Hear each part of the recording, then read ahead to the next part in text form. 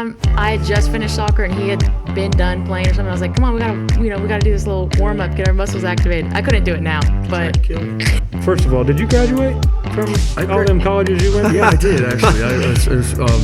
First and foremost, that was what I was most focused on going into college was graduating. Right. So I graduated down at 21 from UIW. Who knows? I mean, I'm putting my money on her. I was saying, lay this sucker out. I mean, drop your shoulder into him. I mean, I don't give a shit. Like I was having her hit me out of the, I was like, dude, She loved that.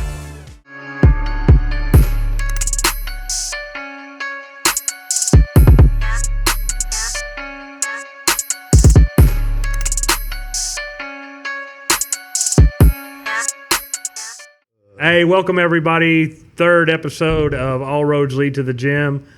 Chad Dunham here at Indy Fitness with Nicholas Otto Assad. My homeboy Chance Main. What up? And today we have a special guest, Brooke Lampy, by way of Dallas, Texas. I don't know if we have a nickname for her yet. We probably will by the end. Chance, does she have a nickname? No, not yet. Not certified nickname. Taken. So back up. So just to break the ice real quick, Brooke is Chance's girlfriend. He's not got either the money or the sack yet to Trying the question. We got a lot to talk about today. We're going to talk to Brooke about what she's got going on, her journey through sports and fitness, and then we're going to also talk a little bit about some exciting news about Mr. Main, and then we'll see where it goes from there. We might have a few other things to talk about, but let's get into it a little bit. First of all, Otto, how are you today? I'm wonderful. How are you? When I got here today, Otto was on the clock, working out hard. getting paid to work out. You know what I mean? Pretty good deal. Yeah, I saw that. I witnessed that. I showed up today to get my lift in. Now, you said you were coming to lift. I was we were around all here for a little bit. What happened? You didn't show up, Chad. I did come to lift. Okay. I had a honey-do list before I could come here. Okay. We're in the middle of remodeling a basement, and that is not fun. Oh, yeah. That sounds fun. So, anyway, let's get into it. Brooke? What's up? Hey. So tell us a little bit about yourself. You're from Dallas. Yes, I'm from like a small town outside Dallas. It's called Mansfield, Texas. Grew up there, lived in the same house my whole life. Well, I guess I moved when I was like 3, but You don't remember that? no. Every memory I have is in this house that I had. I grew up with 2 older brothers, so it was either grow up tough or get bullied the rest of your life. So I had to grow up tough. Just from that little small town, and went to school maybe about an hour away from home. And You went to like high school or college? College. Okay. Yeah, So that's I a lived- long drive to high school. Oh, yeah, no. I lived right next to my high school, just right across the lake. What college you go Right there. to? I went to the University of North Texas, and I played soccer there for 5 years. Got an extra year in, a little victory lap because of COVID. So 5 years nice. is a long time. I know someone, believe it or not, that's been in college longer than I have. Yeah, I think Yeah. you guys remember when Chance was talking about he played 2 years at this school and 2 years at this school and then a year at this school and a year at this. Yeah. He's 31 years old. Well, people always said play as long as you can. I took that real seriously. So seriously. So I'll say this about Brooke. She's a beast. I've seen her in here working out. I mean, she goes hard. Yeah. Probably harder than just about anybody in the gym. Yeah. Yeah, so that really piqued my interest, and just talking to her, she's got an interesting story, her path that she's taken and where she's at now. So you talk about playing soccer in college, and did you were you a starter from the start? Or? No, actually, I got recruited to play goalkeeper in college, and then I was right through summer workouts, first week of soccer, right when you actually get to start the soccer process.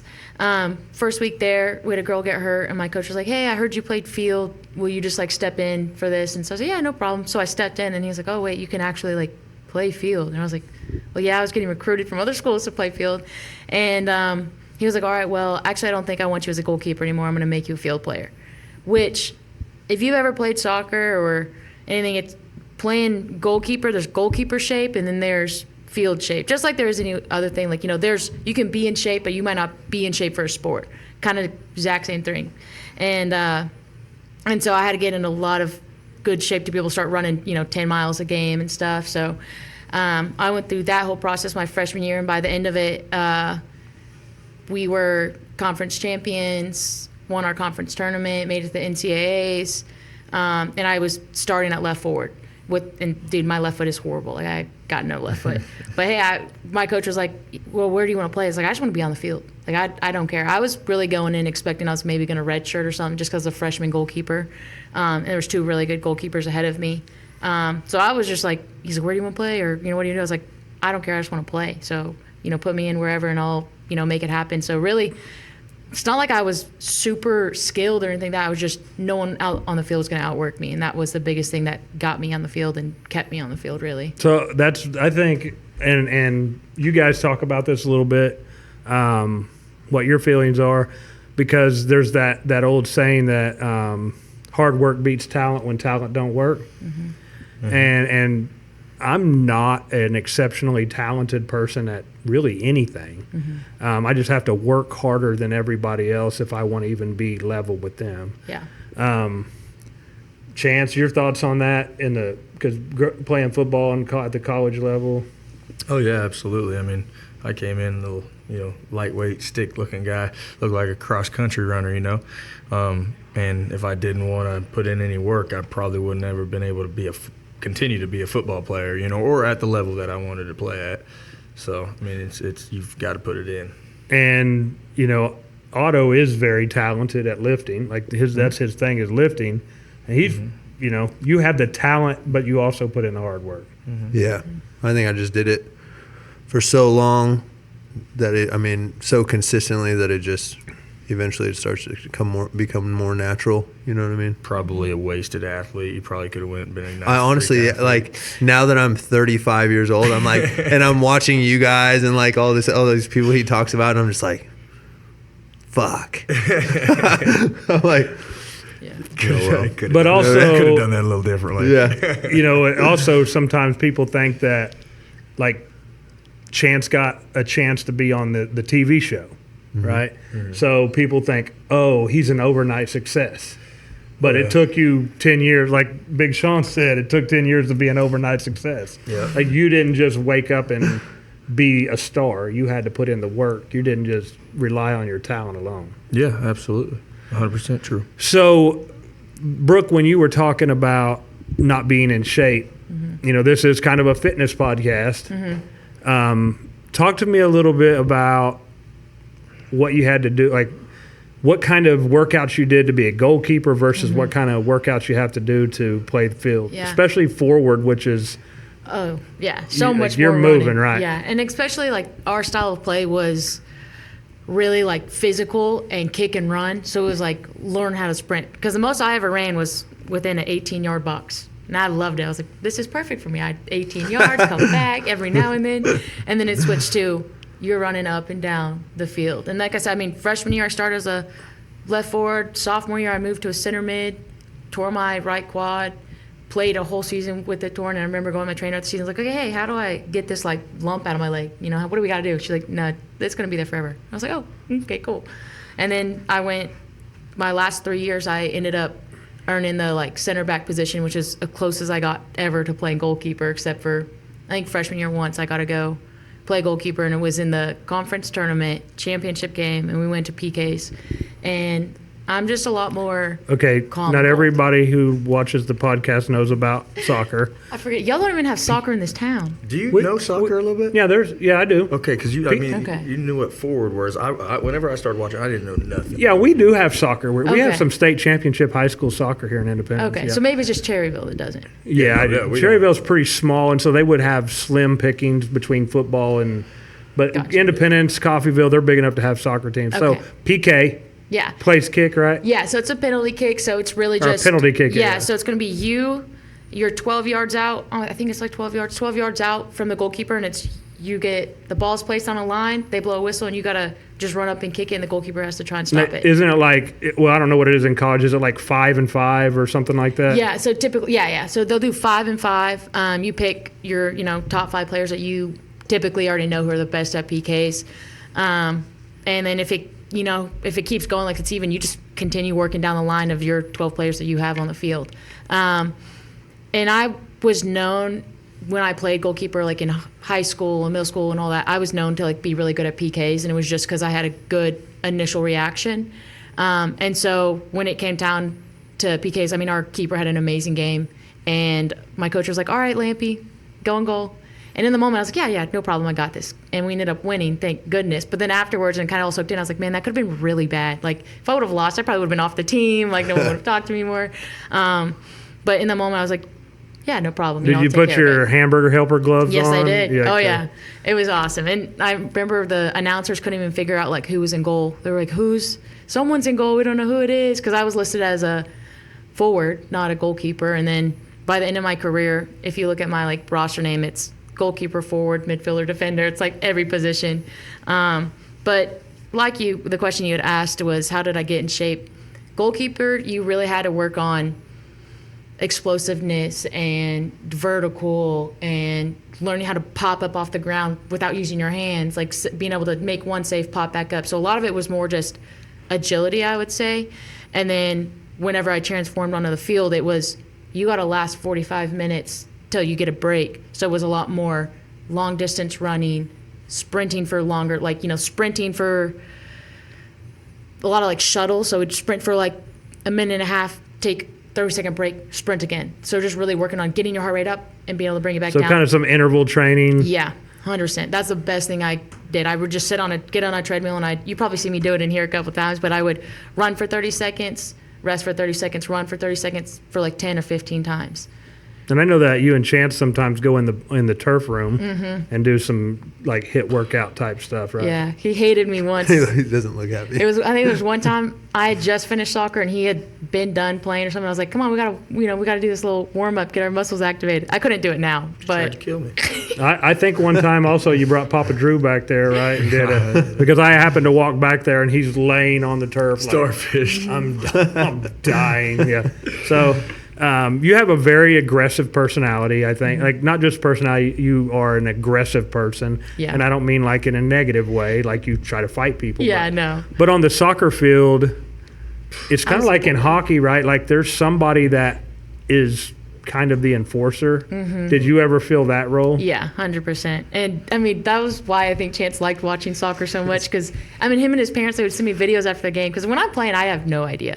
But they would send me videos, and they're like, just went, oh, wait, boom, she's like gonna hit somebody. I'm like, all right, now I feel like a bad guy, but I'm just more physical. I grew up with brothers, so it was literally, we would be wrestling. Like, I grew up wrestling my brothers. And so when I started playing soccer, even as a little kid, I was more aggressive, I think, on the field, to where my mom had to take me out of the girls' league, and I played with my brother. And she was like, you're always going to wear a little bow in your hair, though. She was always like, she didn't even want me to play with my brother, but she's like, we have no other choice. You're too, like, aggressive. So I played with my brother for a couple years until I got recruited to go play, like, club at a higher level. Do you find it interesting that I just noticed that about your personality? We've never discussed that, really. I mean, yeah, maybe a little bit, just because I think my personality's not, like, super aggressive. I think I try to be, like, come off, nice and bubbly. But if you do, like, see me on a field, like, I play rugby now. That's pretty aggressive sport, and I love it. So it kind of fits me. And we'll get into that, but let's stay on soccer for a little bit, okay? So you graduate from North Texas. Did you graduate? Yeah, I graduated. I started my master's, didn't finish it, but I did start it. What's your degree in? It's in broadcast journalism, actually. Awesome. Yeah, but now I do. So how are we doing? I mean, like. I'm impressed. It's good. I mean, the thing is with broadcast, you really just got to start somewhere. You just got to start, and you go with it, and that's where you grow the most. You're not going to learn a lot by just watching videos. You really just got to get into it. And there's a video, and I know I've talked about Jocko a lot in the past, and those guys. Jocko, former Navy SEAL commander, but I've read a couple of his books and watched podcasts that he's on, and he says don't get into that planning stage where you just plan, and you never execute. And I'll tell you kind of what happened here was with the podcast, Chance. I mean, I don't know how many times you told me, like, just get the stuff. Let's do it. We'll sit down, we'll figure it out, and we'll see how it goes. We have a long way to go. Like, we like the criticism because that's going to make us better. Yeah. Yeah, absolutely. We've got broad shoulders and we can handle the criticism, but that's the only way we're going to get better. And we have a direction that we want to go, and we'll get there. But let's stay on your soccer career for a minute. After you leave, first of all, did you graduate from all them colleges you went to? Yeah, I did actually. First and foremost, that was what I was most focused on going into college, was graduating. Right. So I graduated down at 21 from UIW. But just to throw in real quick, Brooke's kind of a little similar to me when it comes to talking about herself. She leaves out a lot of the achievements and things that she was able to do and the team that she played for. UNT. What was your guys' throughout your playing there? How did you guys do, and did you win any records or like? What was that like? I hold the record for the most games ever played at UNT. So I think it's like 92 games. Holy shit. Yeah, so like a ton of games played. Yeah, and I think Like I have war. How many miles do you run about a game? about 10 miles a game. And I mean, my last year, we would go into overtime after a game. If you're tied, you have to go overtime. So there was, I want to say like 7 games my last year where we played 20 extra minutes every game. So I hold like the most minutes ever played, the most games ever played because of just all of that. And I got to a point where I was only playing, maybe like half of a first half to now playing, God, what is it, like 120 minutes or, 110, 15 minutes a game. That's a grip. Yeah. So I was in great shape back then. That's when I'd be like, yeah, Chance, let's go run. Let's, make myself feel better. But, yeah, and then I think, 3 conference championship rings. I left. We had a 8-year unbeaten record at home, which was, that was always really cool to say that you had. And then we have, my school, they have 16 championships in a row. So yeah, I came from a good college, and my coach was the only coach that's ever coached there. So he started the women's program, and he's been there ever since. So, he's got to be doing something right if, that's his record. Wow, that's Never good, had a yeah. losing season. Yeah. So you leave college, and there's more soccer in your future. Yes, there was. So right after I got out of college, I didn't really know what I wanted to do. I was like, I don't think I want to go in the working world yet. It seems a little scary, too serious. And so I just knew, I was like, hey, I'm just going to go. I'm going to go to Iceland. I got an agent. He reached out to a couple different teams. Iceland was like, yeah, we want her. I think it was at Christmas, got on the phone with the coach, talked to him, signed paperwork, done deal. January, I was flying out there.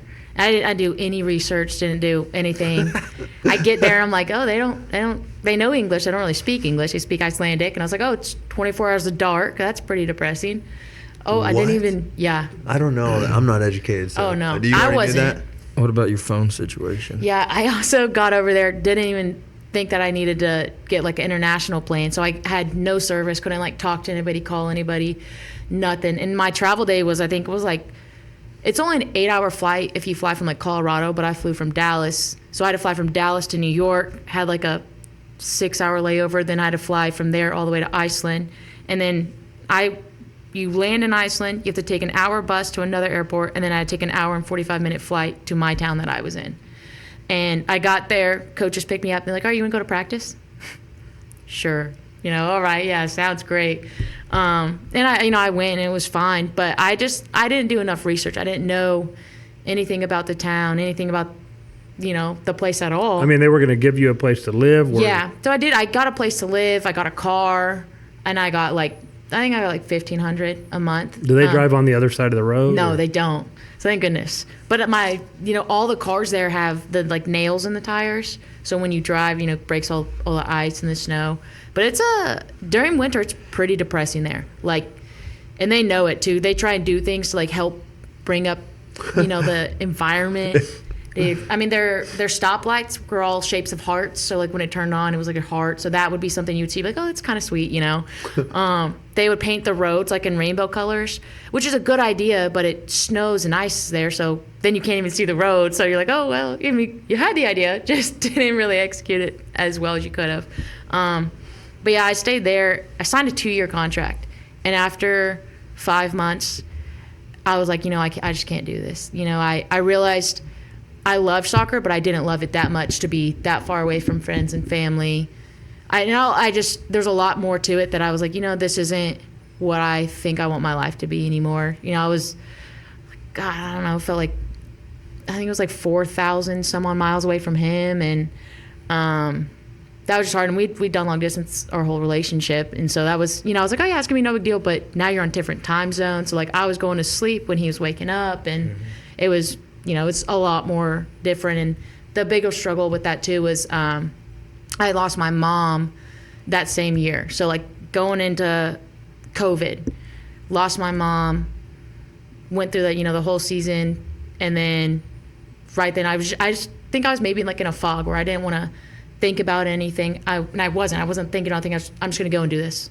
Just because I think when I stopped and thought about stuff, that's when it all like, you know, hits you and, you know, it break. And I am now, but I wasn't really like an emotional person. I didn't like people seeing me cry. I didn't like seeing people, you know, I wanted to be the strong person for everybody. That doesn't make you not an emotional person. It Yeah. means you just hide it well. Oh, yeah. Because I don't think probably the essence of you changed. Yeah. Just the way you express it is maturity. Mm-hmm. And you see that it's okay to be emotional. Exactly. And so COVID was rough on everyone. Mm-hmm. You know, there were telling you can't go see grandma, you can't, Yeah. you know, and then during that same time your mom got sick. Yeah. And she was in the hospital for 40 days. And actually, like, the little touch base with my parents, they didn't meet till a little bit later in life, like, I want to say like their 30s.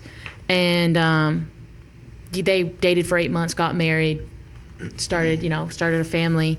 And they were always just like best friends. They did kind of everything together. I never really saw them argue or fight or really anything. They were just kind of, you know, we're just doing this life thing. And, you know, I remember we'd go to church and, you know, some of the times the pastors and stuff like that would be like, oh, you know, marriage is hard, this and that. And my parents would always look at each other like, we're chilling. Like, I don't think this is that hard, you know, which I think is very rare.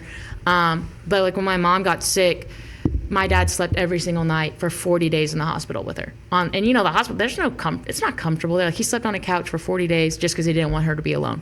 And then during COVID, my brothers and us didn't get to see her until I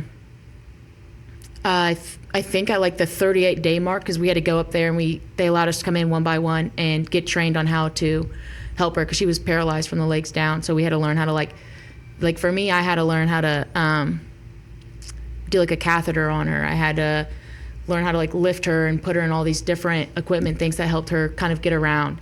And one of the hardest things I remember when I, you know, went to see her was just me and her sitting in the room because we were with COVID, you know, only allowed to have one person in a room.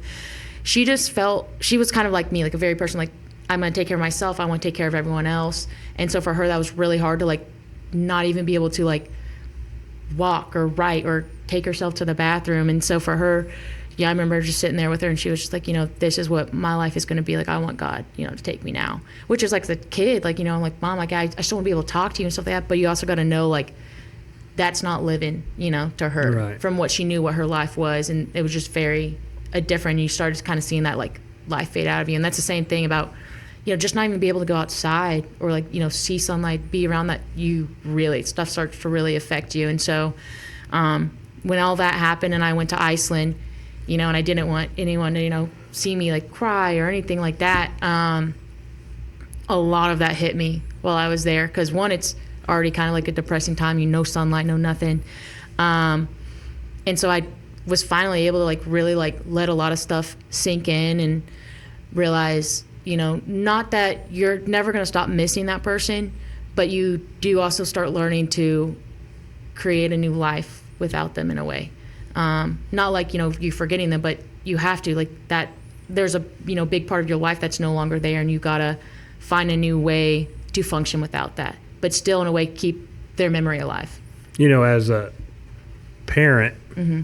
the one thing that I always think about if something were to happen to me is I don't want people to feel sorry for me. Mm-hmm. But I think about the lives of my children. Mm-hmm. And the way you describe your mom sounds like she's the type of person that she was selfless in herself, Oh yeah.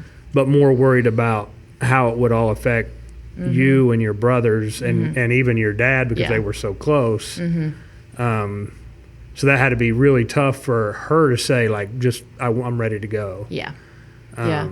And in the end was not I wouldn't say it was the worst brother, but like my oldest brother, he was in like special forces and stuff, so he was away at training. My other brother was away at school, soccer training. I was the closest one to home, so I would come home. Because also, like, you had to put a catheter in her every 4 hours. So, like, my dad wasn't sleeping. He was, like, he didn't look horrible, but he didn't look like himself because he's, and I remember my mom just being like, I don't want to, I feel so bad you having to do everything for me. And he's like, I'll do this for the rest of my life as this means, I get to keep you. You know what I mean? But what ended up happening then is she became anemic because she didn't want to ask him to go get her water in the middle of the night because he was already doing so much other things for her. And so that happened, and then her entire body started to like shut down. And so I got there first, and I remember getting there, and my dad was like, this is gonna be the toughest thing you're ever gonna have to do is, say goodbye, which I'm still super grateful for because a lot of people don't get that opportunity. Absolutely. So, going up in the elevator, just getting to sit with her. And it was kind of weird. We each got there like one by one. So I got there first. My second oldest brother got there, and I remember my dad was like, she couldn't speak to us anymore either, but she could hear us. And, at least you like to think that, she can hear you. Her eyes were still open and stuff whenever I got there. And then my second brother got there, and we always joke like he's the sensitive one in our family. And my dad was like, this is going to, same thing. This is going to be the hardest thing you're going to have to do. But, like, hey, like, try to keep it together for her, like, because she can't respond back to you if, I don't want you going in there, like, breaking down. And he broke down, didn't he? Oh, instantly walked in, bawling his eyes out. And my dad's like, Taylor, I told you keep it together. You're killing all of us, And that moment we're like, damn it, Taylor, you're the one to have it be. And then same thing, my oldest brother, he was able to fly in from, I think he was in Virginia at that time, or maybe he was in North Carolina. He was able to get a flight. And also, like, military's hard. Like, you got to get released. There's so much paperwork behind it. But thankfully he got released in time, and he got there, and the nurse came in and kind of gave us the whole spiel, like, hey, just look at the clock every 15 seconds, make sure she's breathing, let us know when she stops, And we all stayed there, like, together and for a little bit. And then I took my dad back to my place because I was closer. We, went to Denton, and my brothers called. I think we left at maybe like 2 a.m. or something like that. And then right in the morning, at 9, my brothers called and like, hey, she took her last breath, come back. So we went back to the hospital. I remember, like, that car drive back with my dad. And I've never seen him cry in his life. I've never seen him yell. I mean, he was a coach, but, like, and that was the first time I've ever seen my dad cry. And it wasn't like I think it's because we all knew it was coming. It wasn't like a sob. It was more like of a letting go type of thing. And so, like, I remember on the drive back, he was like, do you mind if we listen to, like, our wedding song? Do you mind if we listen to this song, that reminded him of her? And so that was just kind of like a very, like, emotional, like, bonding drive back to where, like, all right, this is, we're here to, like, support each other. And then obviously after that, you had to make a few phone calls, let certain people know, that you want to let know first. And then still during COVID, so we really couldn't have, like, any type of celebration or anything like that until a couple months later. So I think it was finally like May, we got to do that. And we just did she didn't want anything sad. She wasn't a sad person. She's like, I don't want nothing sad. So we did a celebration of life. We had a pastor come out. We just rented out, like, a wedding venue and had a bunch of people out there. We had food and drinks, and everyone kind of just got to stand around. And my pastor spoke. I did a little speech, and we cheers. Her favorite drink was rum and Coke, so we cheers with, everyone we passed out rums and Coke, and we all did a cheers to that. And that was kind of our whole, like, closing thing with her. And it definitely brought, like, me and my brothers all close together, but it was very different. So that happened, and then are you towards the end of your school? So that was so my mom, it was also hard. Like, I had to go say goodbye that morning to my mom, and that 2 days later I was playing Texas A&M soccer game, and I knew my mom would want me to play. She would have wanted me to play. She wouldn't have wanted me to miss it. No, you're playing, right? Yeah. So, but during COVID, so I had to leave the hospital from saying goodbye to my mom that morning, and go get COVID tested, and, like, walked in, and I mean, everyone was like, could just tell, and I couldn't even tell my team because it's the hardest part at first is just saying it. And so, I had my coach have to tell my team and stuff like that. And then I had the best support, group. They got me.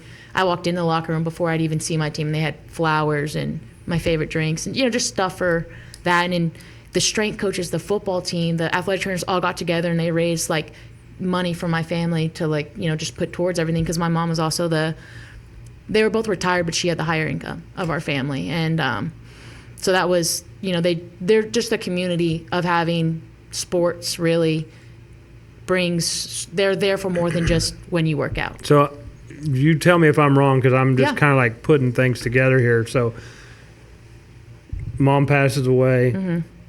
You go right back to school playing Yep. soccer, Yep. graduate, and then you go to Iceland where you know Nobody. no one. Nobody. And so you've never really at that point had a chance to like deal with all of that. No, not at all. And even like, it was hard because even at some moments I wanted to be able to talk to him, but I knew he was either at practice or he was sleeping because our time schedule was so different. So it was really like alone. Like you're really alone out there. And the first 2 weeks I was out there, there was only one other American on my team, and she showed up 2 weeks after I'd been there. So for 2 weeks I was completely by myself, and everyone that I played with on my team was from that town. So they grew up in that town. Their families were from that town.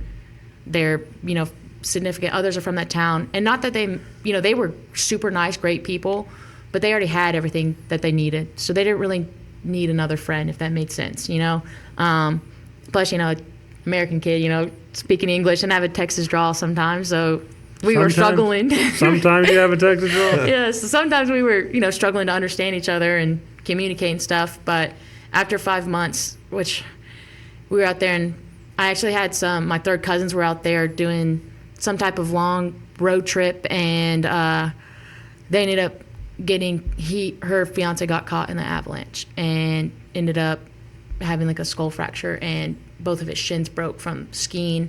And right after that, I was already having a hard time there, and after that, all of that happened. One of their other friends had passed away in the avalanche, and the one guy who had the less trauma was the one with the walkie-talkie, and he was able to call for help, and that's what really saved them all. But after that, a lot of stuff kind of just sank in with me where like life's really short. And, sometimes it's like, I have time to do all this. I have time to spend with so-and-so, or I have time to, and all that just really sunk in and hit. And I was like, I already feel like I'm missing out on a lot of things. I'm not super happy here. I just want to go home. And not that the people treated me horrible or anything like that. It's great people, safest place you'll ever be.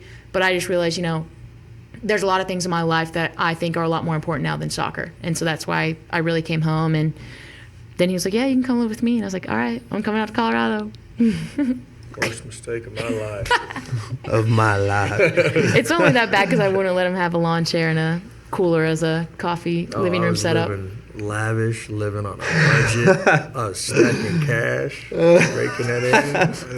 I got to buy all this stuff. So then, well, we're going to talk about rugby, but I just wonder, because this is all roads lead to the gym, did the gym in any way help you through all this? Oh, yeah. So especially anytime I'm mad, and anytime I'm mad, upset, anything, my biggest release is running. I run. I listen to music. I run because I'm an overthinker. So my brain will just think, and I get, Chance will tell you all the time, it probably pisses him off enough, but I just have to go run because at least it's almost like I can drain myself so that I can get my thoughts out while I'm running, and it's not eating me alive. And so when I run, and I can just get that out, and I can be drained to where I'm so drained that either my thoughts are done thinking, or I can just breathe. So like that was a big thing. And also I always really started caring about like my health and stuff while I was in college. So just learning how to lift, and then it was fun for me because I'm a lot stronger than. It's fun to see how much stronger you are than what you think you are. If that makes sense, And so that was fun for me, like in the gym, to see like, oh wow, like I can move this way, like I can do this and that. And so that was really cool to see. And I am not as strong as I think I am. well, I always think I'm stronger than I am until like I have to like wrestle him or something. I'm like, okay, this isn't fair anymore. He'll just lay on top of me. And I'm like, okay, this isn't fun. But no, definitely the gym always helped me with any type of problems that I had, like mentally being able to think. And that's a lot what I did in Iceland. I would go running, I would go walking, I would go to the gym. It was a small little gym, but it was good enough. It worked. But it was fun. Even there, they always thought I was like so strong. So real confidence booster, But I mean, some of those girls Icelandic people are strong, and there's some freak athletes out in Iceland for sure. But I was going to say, you have a soccer team composed of everyone from the same town, a city. Yeah. Is it? What's the city? Is it? it's called Akureyri. How big a city is that? They call it a 7-minute town. Takes 7 minutes to get to one end to the other, and then the next closest town to you is 5 hours away. So Bigger I can than here. imagine they weren't real. Were you guys competitive? I mean, we were the top league that were there. I think we were so good because I don't want to offend them anyway, but there's not a whole lot to do there but either play soccer, play handball, play volleyball, or hang out with your friends and family. So everyone there plays a sport in Yeah. one way. Yeah, in some type of way they're playing a sport. And there are a lot of power lifters Oh, yeah. that come from ice. Yeah, a ton of CrossFitters. CrossFit's huge out there, and handball's insane. It's so cool. If you haven't watched a handball game, go watch a handball game. It's Otto? entertaining. And Otto, I don't know if you know this or not, but Otto's done some time in the Oregon and Kansas penitentiaries. You play handball? A little bit. It's fun. It has to be fun. Super fun. Yeah. Yep. My dad's best friend back in the day played in the Olympics with handball, just because his dad was like, I think there was like 7 boys in his family, and he's like, hey, they need a team for handball. Y'all go play. And like sent him off to go play. And so he traveled the world playing handball. But It takes a lot of stamina and like that you were Agility? talking about. Oh, yeah, yeah. that's what it is. Yeah. I meant agility, not stamina. Well, I mean, That probably takes both. Probably both. stamina as well. Yeah. They both go hand in hand. Well, I wanted to switch subjects to another topic that Go I for did it. not tell you that we were going to talk about. okay. All right, so the question that I want to ask you, first I want to preface this with I had a misconception this week. In the Olympics is going on right now, and we had a boxer who was portrayed to everyone as a man. Turns out that's not the truth. It was a female that was born with the XY chromosome. So that is definitely a gray area to be explored. But the bigger question, the things that we've been talking about for the last year, and this boxing incident just kind of brought it to the forefront a little bit more. As a female, high-level collegiate athlete, what are your thoughts on men, born male, transitioning and then playing in women's sports? I think it's really hard because, I'm a person, I want everyone to have an opportunity to do something they have a passion for. Like, I think that's huge. Like, being able to involve yourself in something that you want to do and have a passion for. But I do think there's a very, fine line that I think there's too much gray in it. You can't be like, oh, well, yeah, they can do it if this or that. Thing is, I'm thinking about, right now I'm playing rugby. And I'm thinking if Chance tomorrow wanted to be, transition, he would kill me. I think he would probably hit me. Damn right. He'd be so hot. Fuck it.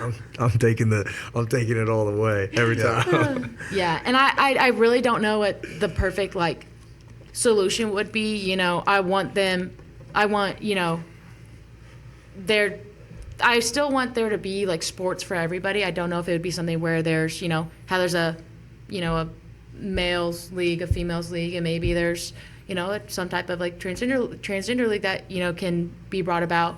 But I definitely think it's hard too because there's a lot of I think males do have an advantage over females, especially physically. And that it's hard to say because there's probably some guys I could outrun, outlift. Right. So it's hard. But because you're you an can't. elite athlete. Yeah. You played at the highest level. You played professional. Yeah.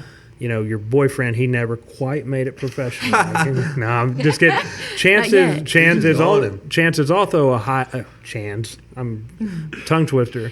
Is also a very elite athlete. We were talking during a break that he's probably in the top 1% of football players in the world right now. Yeah. Even though he's not on an NFL team, that is such a minuscule number of football players that ever make it to the NFL. So we're not talking about you playing me in soccer because you would destroy me because I'm old and fat and slow. But you're an elite athlete playing against another elite athlete. Then, what even made me think of the question was you said wrestle with chance, and he just makes you realize that you're not that strong. Yeah. And I have granddaughters, and it worries me. And I know that there were some states this year where track athletes were winning first place in the female sprints. Yeah. And they were born male, and they wouldn't have even probably qualified for the race had they been male, had they had raced with their gender, their born gender. I don't mean to offend anyone. I think this is a conversation that we need to have, because I personally, think that if anyone wants to transition to another sex, then go right ahead. Doesn't mean I have to agree with it. Doesn't have to mean that I want to do it, or it's a free country and you're allowed to think and live your life. I believe that you should live free. Don't tread on me.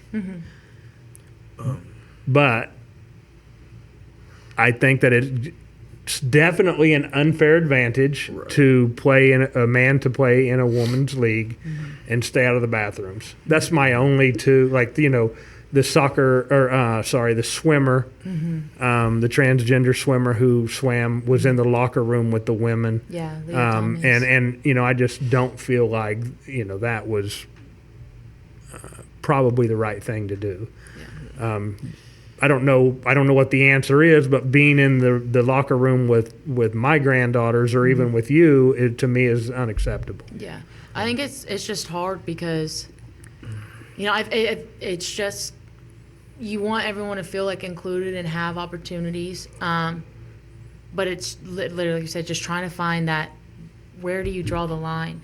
Is it something where, okay, if they transition by a certain age, then they don't have so much testosterone built, or I really don't know the science and stuff behind it. But I do think, it's guys just do. I personally think a lot of guys, or majority of them do have an opportunity to have higher levels of like I said, I couldn't imagine playing against chance. Maybe in soccer I could handle them, but I'm just kidding. But playing in rugby we'll talk or about that. Something like that, it's I feel a challenge definitely coming hard. on. Well, there PKs. was somewhere, I think, I want to say Connecticut or somewhere like that, where there was a transgender, I believe, playing in a volleyball league, and he spiked the ball and hit the girl in the face and gave her I think he either broke part of her face or gave her concussion or something like that. But it's just because he can hit a ball, or they can hit a ball so much stronger than typically a girl could. And it's hard because there's some things where sometimes girls can hit harder than guys, this and that. But there's just too much gray area in that to just let It's it be just not a level playing field. No. And one of my favorite athletes is Caitlin Clark. Not because she has become the greatest WNBA player, because she's got a long way to go to get there. Yeah. But she has the Mamba mentality. Yeah. Her stats since not being picked to go to the Olympics every category has gone up. Yeah. It's like there's a few professional athletes that I think fit that. Obviously, Kobe, because the Mamba mentality, that's what it's. But the original Mamba mentality of my lifetime, anyway, is Michael Jordan. He had that same. Larry Bird was also kind of in that same category, as he looked for reasons and then to be better. And then Patrick Mahomes. I say, if you're going to score on Patty, I know he's the quarterback, but he's not playing defense. But if you score on the Kansas City Chiefs and you look over at Patty on the side of the field and you make some kind of face or you celebrate a little too hard, he uses that and makes it personal. Yeah. And that's what all of those athletes did. And now we have Caitlin Clark doing that. But if Caitlin Clark was playing against LeBron James, she could have all the Mamba mentality she wanted. He weighs 200 and some pounds, and he's 6'9". I mean, there's not any way to compete against that. Yeah. I'm kind of the person, I don't care what you have going on as long as it's not interfering with anything that I got going on. Everybody has their own beliefs and their own thing. Exactly. Their own way to get down. That's fine. Go do that stuff. And on top of that subject, that's kind of how I've been with it, it's whatever, But then there was a little bit of a situation that I had pretty strong feelings about whenever it came up, and she, like you said, you're playing rugby, and there was a situation that there was a transgender that on a different team that she was going to have to go play against, and pretty noticeably bigger, obviously, right? And I'm thinking, how am I going to react whenever I see this guy come down and just, no, like, who knows? I mean, I'm putting my money on her. I was saying, lay this sucker out. I mean, drop your shoulder into him. I mean, I don't give a like, I was having her hit me out of the, I was like, do She something. loved that probably. Yeah, but I was, oh yeah, she did. I tore up after. But and I was like, man, I don't know how I'm gonna feel about how if I'm watching that and see that happen, because it's the way I feel. That ain't right. So until it really becomes an issue of a part of you, and what you guys got going on, then you start caring a little bit more. So a lot of people that have opinions about it aren't even in the area of it. They're just throwing out their Right. I opinions. think that you're right, 100% right. There's a lot of That people makes that have opinions on that. However, their daughter hasn't had to play against someone that's a foot taller and 100 pounds heavier and extremely strong and fast. Yeah. I think Joe Rogan had one of the some swimmer on there and talking about having to go against that one. Probably Yeah, Riley Riley. Gaines. Yeah. Riley Gaines. I think so. Yeah, she was going off, on it. But everything she talked about is so true. How much hard work they do, and yet everything he does, if he was in his bracket of men, he would be like on the 7th. I think he was ranked like 116th or something like in men's. low. Yeah. I think And it's first in men and women's. Yes. Yeah, I also think it's hard because women have done a lot to earn the respect that they have in sports, and Title IX and making sure there's enough scholarships for women's is the same matching to men's, and just a lot of work that women have done over the years, and that's where it starts getting hard because it's like your position, your spot on a team might start getting might get taken because they just have a upper hand, and it's just really hard. I wish maybe there was just like a co-ed league to where it's like it don't matter, then you play, whatnot, because I still want people to be able to like do what they want, but I agree, it just there's a lot of things that women have worked really hard for, and a lot of people put a lot of time in that it doesn't affect you until it does, until it's So put in. there's a famous photo where the podium, first, second, and third place with Riley Gaines and two other young ladies. I don't know their names, but I know Riley because she got second place. Leah Thomas got first place. That's the transgender athlete. Riley Gaines got second, and then there was a third place, and they're on the podium, and Riley is noticeably not amused in the photo.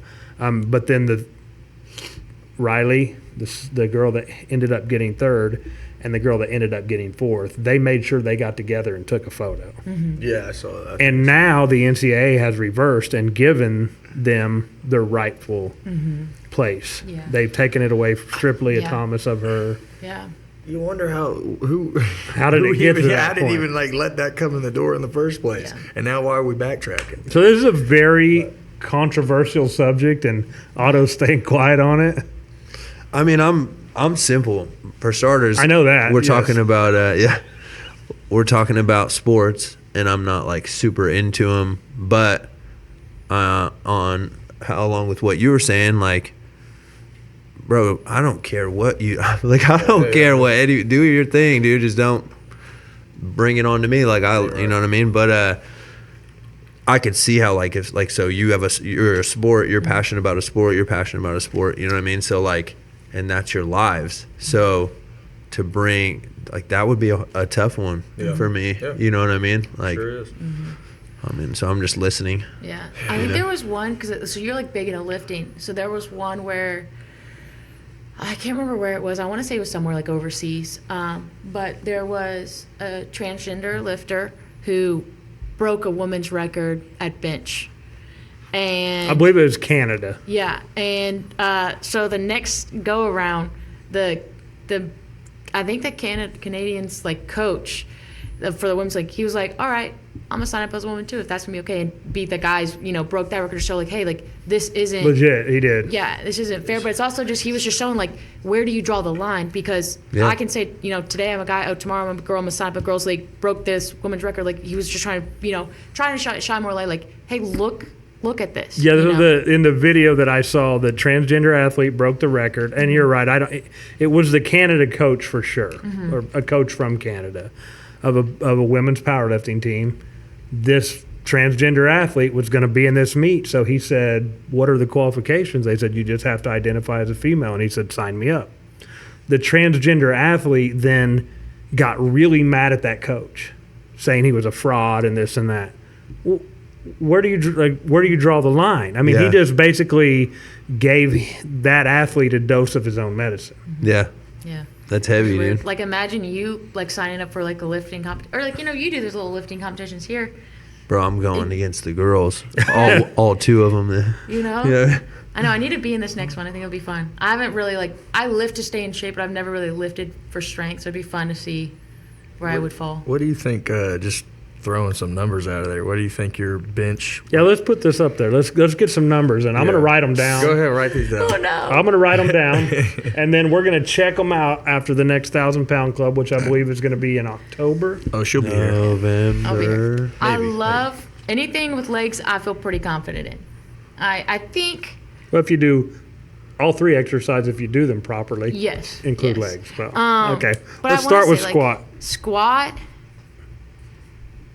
I'm at least getting like 200 something. Oh yeah. At no. least. 200 something, Yeah. like 205, 290. What No. are we talking? 295. Closer or higher, 200, I would hope. Okay. 315. Fire. Yes. No, like, Now I'm ready to you've go. done We're talking. 225 easy. Oh, yeah. See, I I don't know. believe When I lift, I just 315 do it. would be tied with the gym record for females. I think whenever I remember in high school, they tried to get me to do deadlifting, but it interfered with soccer. But they had me like lift, and they did like the math on it, and it was like 315. Squat. Give me a number. I know. Just 315. I'll get Shit. it. Yep.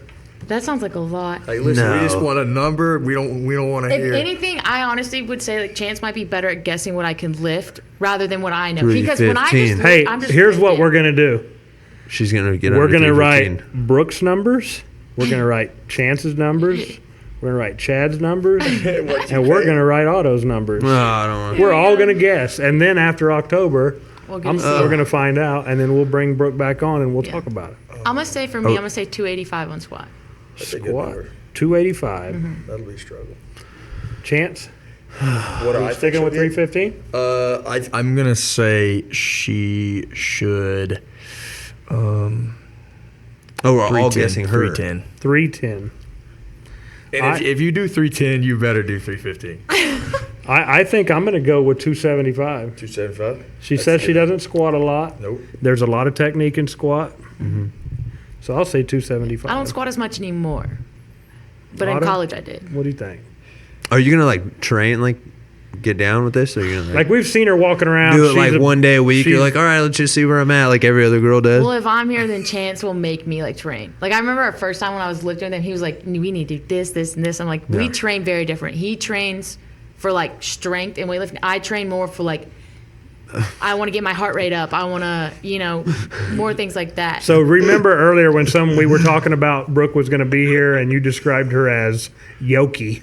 Yeah. So Yeah. Whoa, bro. Yoki. so what's your number for squat on the Yoki young lady? Well, I mean, like, I'll say, like, if you're just going to 295, but if you're going to go after it, 315, What is it? 295. 295. He doesn't think you're going to go after it. We'll see. All right, let's go with bench press. Bench press typically Okay. is the lowest. I don't mean in numbers. I mean proportion. Yeah. Almost always in numbers, bench press is less for everyone. Yeah. But in proportion, usually females bench press a lot less than their counterpart. Oh yeah, 100%. And Chance is gonna laugh because I'm not really an arms person. I hate training. It's a arms. female thing. Yeah, I just don't like it. But we do bench every now and then. And what did I get that one time? We did like a ladder. Every now and then, 135. like one time. That's- What was What- the ladder that we Can did? she hit 135? The ladder. I think 135 was like the highest I hit at the end of the ladder. Right? a workout. Yeah, like a little pyramid set. Pyramid. I don't know. I can't tell you. I mean, you should know this. Oh my gosh. You gotta. You're Because an that's athlete. one thing. Yeah, but like for soccer, the arms that we would do a lot more like dumbbells, stuff like Yeah. that. We were never Number. benching. Number. I'm gonna stay low. I'm gonna say like 135. Chance? He's gonna say lower. 135, probably max. Yeah, like max. Not even a fresh like. She's never done arms. Because I only see we have one young lady that comes to this gym Repping 135. That's and just, she's 16. Really? She reps 135. Oh yeah, she's really strong. it's Landon's sister. Go I ahead. could tell that. Yeah. So I'm gonna say You're not gonna hurt my feelings at all. I'm gonna say just a little bit lower, only because I know how difficult bench press is for women. And I I'm don't gonna really know say the form. 125. It's a good number. 135. 130. I'm gonna make Otto go first on deadlift, only because He's falling up just the rig. basically he's just falling bandwagon. reciprocating Like honestly, everything like, you okay. say. Well, I honestly think she could do more. But Really? so say we set these numbers, and She then might she go goes crazy. She goes great, or she goes the other way, like most other females. And I'm not saying. I mean, No, I'm just fine. saying like. I hear them all the time in here. They're like, "Yep, I'm about to be in this next 1,000-pound club. I'm gonna go hard." And then for like 10 days or 9 days before the 1,000-pound club, they like max out 2 different times, and they're like, "All right, I think I'm ready." And You're I'm just talking like, about your girl specifically, No, I'm talking about. because that's what happened, right? He's No. trying to save his ass right now. You know? Okay, I'm talking about. I work at this gym, bro. I Right. see them all. True. So, if she went hard, she could probably do like 145 or something. But we're on 150. deadlift now, and I believe that your deadlift is going to be freakishly It's my strong. best. Yeah. With a trap bar. Bet I'll go first. Yeah. What type of bar do I have to use? Straight bar. That's gonna be different. But I mean, It is going to be You'll a little figure it less. out. yeah. So We can work on technique. He's just 315. strong, Yeah. right? 315. 315. That's a good guess. Thanks, man. Oh, I put that under Brooks. Let me put that over here. 315. Let's give it to Brooke now. Let's ask her what she thinks she'll get. I think in college, the heaviest I lifted was 315 on deadlift. But but that was always with like a trap bar. And I have never done deadlifts with a straight bar. So I might just go a little under and say like 285. 285. But my leg strength is actually pretty. Like my hamstrings and quads, that's pretty much like where a lot of my strength sits. I want to say 315, but that mental block can be there sometimes with those 3 plates. And she doesn't use that straight bar like ever, and that comes with some technique stuff. I'm going to just say 295. I think you'll be better at the squat because you've done it at least with you're comfortable in that. I think with the straight bar, it's going to throw you all off. Yeah. Here's what I'm going to do. I'm going to say 325. Okay. Oh shit. But I here's hope so. here's what else I'm going to do. Between now and October, Okay. I'm going to get you a couple sessions of deadlift with Hagen Henderson. All right, let's see it. Because I'll tell you too, like when we lifted in college, I never lifted with a belt. We've never maxed out. It was more just reps and just making sure your muscles are like pretty toned. You want to look the part also to like play. So Hagen is deadlifting in the mid 8s, Good God. squatting in the He was just here with. mid 9s. That's what, Yeah. yeah. Yeah, if you don't lift with like what the red bar, every other bar in this gym's bent now Yeah. due to him. So Even the new ones, and Chad's like. They just bought him for like spent a hell of money on him, and it don't matter if Hagen's bending him. He's like, ah! I mean, yes. this kid is gonna, because I mean, I believe in him. And I think, shoot, we're wearing his shirts today. Yeah. I love it. Yeah. Live to live another day. Live to live another day. Yeah. Like it. That's kind of a saying, but Yeah. I think I can get Hagen. He owes me a couple favors, Yeah. and I'll get a couple sessions with him, kind of working with your form. And I'm telling you, 325. That'd be awesome. I'd love to see it. My brothers and my dad would be so excited. They're like my biggest fans too. They're I like, think that would be. I think 325 is the gym record for females. It was set by Tanisha Daniels, used to be the basketball coach at the assistant basketball coach for the female Yeah. ICC team. Love her. I wish she would come. They had an opening. I wish she would have applied and been interviewed because yeah. I really wanted her to come back. She's a fantastic coach in person. All right. So you played a little bit of rugby too. You're playing rugby now. Yep. I actually leave for nationals this week. My team just qualified. So we represent Texas, Oklahoma, Louisiana, and Arkansas. And so one team gets like the outright bid automatically to nationals. I think 16 teams go. And we won out all of our tournaments, finished first in all of them. So we got an automatic bid. And then another team for Texas got a at-large bid. So just, you did good type of thing and earned enough, like to earn a spot. So, yeah, there's 16 teams. So I fly out to Wisconsin on Wednesday for that. So I'm super excited. I play sevens too. It's like 14-minute games, 7-minute halves. That's it, done deal. And I like it because I'm like, hey, I can last mentally for 14 minutes, and that's what I always tell myself. But yeah, so I leave for nationals in that this week. So I did know a little bit about soccer. I don't know a lot about rugby other than there's a scrum and they throw a ball and everybody's got cauliflower ear. And It's aggressive. It's aggressive. It's very sport. aggressive, right? It is. I would love for Chance to play. Even when Chance got done, he was getting emails from rugby, like professional rugby teams asking him, hey, come out, come try out with us. Like, there's not a lot Big of money. boy. There's not a lot of money in rugby yet, but I really do think there will be. I think it's definitely an upcoming sport. But basically there's sevens rugby and then there's 15s. 15s is, I want to say, like 80 minutes long, and it's 15 versus 15. I don't really play that. Treacherous. Yeah, it's too.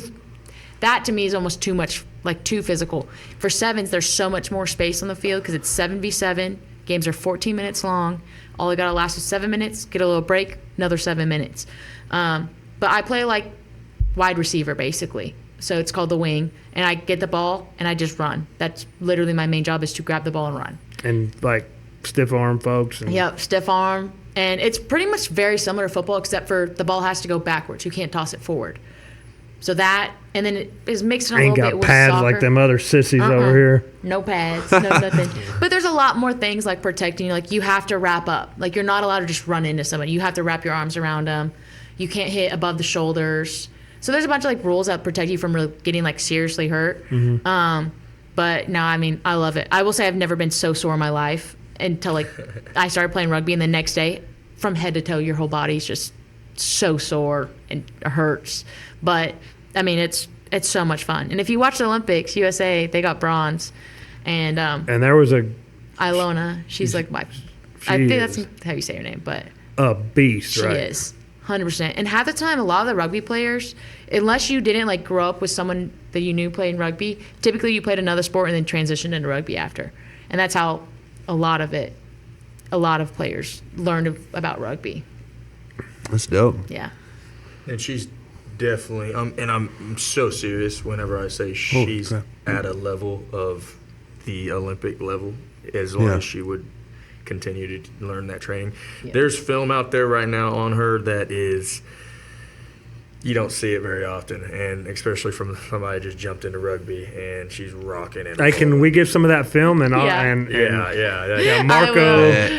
I'll Like send it. she's moving at a different speed. So I haven't acknowledged Marco yet today, but our sound engineer, director, producer, jack of all trades. Shout out honestly, to his wife. the heartbeat. Yeah. So here's the deal. He's the talent of this. Yeah. Right? Oh, yeah. Oh, yeah. We're just some people up here talking. Yeah. And then he puts it all together. He made me a star. I mean, if you really think about it, we were looking at you were looking at some software and the sound stuff. You're like, yeah. I was like, I have no idea. And I'm like, I don't either. So You're like, I found a guy. I'm like, who the heck would you find? I got that a just knows guy. how to do this. I've got a guy. I just, I knew he had done some, I think he had told me he had taken some photos before. Come to find out, he had done some video editing, and remarkable job. What do we got here? He's showing us something. Oh yeah, I mean that's. Yeah. Oh yeah, he's doing editing. I mean, he's got He's got the whole Is that thing. a curve screen? Yeah, one of them. You got a He's setup. got the setup. Oh, yeah. You got 3 of them? Okay, see, there's levels to this. My dude is legit. Yeah, man. You And got now if- you picked one out. He's so far made $0 an hour, Right. as we all have. Tough. Anyway, Brooke, I really, really appreciate you coming here today. No, of course. Otto, I feel like I said this earlier when you weren't in here, but I feel like I've taken this whole thing over today. That was not the intention. I'm just very intrigued by Brooke, and Do you feel like he took it away from us? Like the No, last. we're trying to attract Yeah. the female audience. That's why you're here today. Just Yeah. Oh, Sit damn. there, look pretty, Otto. Bet. Yeah, they would want the shirt off. They want to see the rest of the tag. yeah, That was a guy who said that. Oh, shit. Are you going to take your shirt off at any point in any of these podcasts? That I might do, but Leave him with a I'm cliffhanger. overly bloated today. Like I'm, Too much pickle juice. yeah, too much pickle juice. He I did definitely- drink an entire Look at the bottle camera. of pickle juice. Tell them that you're going to have your Yes, I will take my shirt off eventually. Tune in. What? How many views will it take? Oh, yeah. 10,000. Okay, I got one question: hair or no hair on your chest when you take your shirt off? None. No, I don't like hair. Okay, I despise hair. but period. yet you have 3 headfuls on your chin. Yeah. I mean, this is it. Yeah, it's part of my look. Oh my Get away. god. You know what's Wooly funny bully. is whenever I met him, I also was like, I was saying, I was like, I don't like body hair, nothing. Hate as soon it. as I met him, he had no beard, he had no chest hair. Literally, as soon as I met him, grew a beard, got chest hair. I was like, whatever. Yeah. Yeah. Whatever. Usually I Duty I calls. clean it all up like every other week or something. But like I don't know, it just gross, dude. That's his Arab Tell me about it. Yeah. descent. Just Like- the carpet arms. Yeah, it's protection. All right, so we're going to wrap up here for today. Again, thank you, Brooke. It was very good information. Next week, we're going to have Hagen Henderson, world-class power lifter, going to come in and talk about his invite to the Arnold that he got. A few things I want to mention. Man, 3rd episode, we have some growing pains. We're going to scrap our Facebook and start all over. So if you're already a member of that one, I apologize. We've got to change it to a different format. You can find us on Instagram, All Roads Lead to the Gym, on TikTok and YouTube. We're soon to have Spotify, hopefully, working on that. The other thing that I wanted to mention is if you guys have any questions that you want to ask us or things that you would like for us to address during the show, man, we'll do a question and answer period. You send us some questions, we'll answer them. That'd be cool. As long as they're appropriate. Well, we'll probably even answer them. I'll I got a answer some question. inappropriate ones. What's your question, Brooke? I want to know what's more aggressive, what the people think, if it's rugby or football. Which one's more aggressive? That's what I want to know. Oh, More, when you say more aggressive, you like more physical? Yeah. Or like which one might be like the tougher sport? I Look want to at know. your- You can't say that. He's He's like- not. I mean, I haven't played football, so I can barely talk to. But I want to know because I know a lot of people have played both, so I want to know. Or even if just see for Hey. people getting to watch it now. Here's what we'll do. We'll put up a poll on Facebook once we get our Facebook. We'll put up a poll, and you can vote, football or rugby. And keep in mind, we've got one of each. we'll talk about your deal next week. Yeah. Chance Maine's got some big news. Big news we're going to talk about next week. We talked so much to his girlfriend today that we didn't get to his big news, but we're going to get to that next week, so there's a little teaser for that. Big stuff coming for Chance Maine, and I think he's going to be around for a while. Sounded like it, yeah. Hold it. Okay? All right. All right, so parting thoughts, Otto? I love you all. You're Love holding the me. microphone like you're getting ready to start freestyling. DJ, drop that shit. No. Chance? No, like Chad was saying, really appreciate you. You did really well. Sometimes it can be a little bit nerve-wracking to sit here and then maybe sit down and have a conversation with people that you haven't truly talked to and spent this much time with. But you did great, and I think a lot of people are going to be very interested in your story, and I think you're going to touch some people. So Yeah, thank you. absolutely. I appreciate you sharing. Some of that stuff was not easy to talk about, and I She appreciate it. flowed too, like it was Like that was Thanks. yeah. Very impressed. If Welcome that's welcome no- to the family. Thanks, I appreciate So it. I'm also thinking like if things don't work out with Chance on the show, Oh, we God. could just like Smooth this out. Throw over my head. She's like, all right, babe, I gotta go, and he's like, where are you going? Don't worry about it. Wendy's. Hanging out my like, Brahms. I know. all right. So we'll see you guys next week. Peace out. We'll talk to you soon.